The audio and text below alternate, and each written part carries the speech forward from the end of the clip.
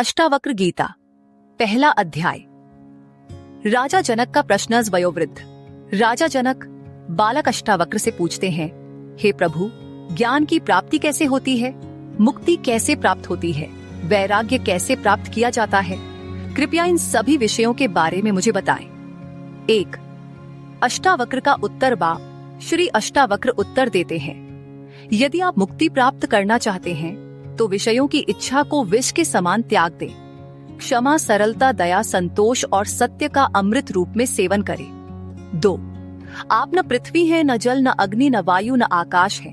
मुक्ति के लिए इन तत्वों के साक्षी चैतन्य रूप आत्मा को जाने। 3. यदि आप स्वयं को इस शरीर से अलग करके केवल चेतना में विश्राम करें तो आप तत्काल ही सुख, शांति और बंधन मुक्त अवस्था को प्राप्त करेंगे। 4. आप ब्राह्मण या अन्य जातियों और आश्रमों से परे हैं। आप न दृष्टिगोचर हैं, न कर्ता है। आप निर्लिप्त, निराकार और इस ब्रह्मांड के साक्षी हैं। इस ज्ञान को जानकर आप सुखी हो जाएं।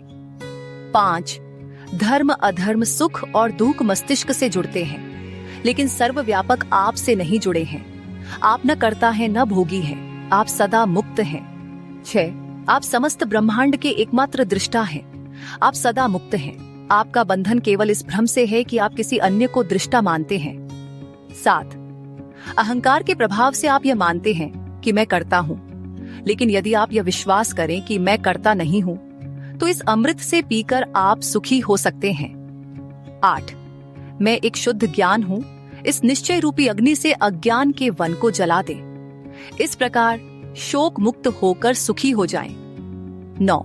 स्वयं को मुक्त मानने वाला ही मुक्त है, और जो स्वयं को बंधा हुआ मानता है वह वास्तव में बंधा हुआ है।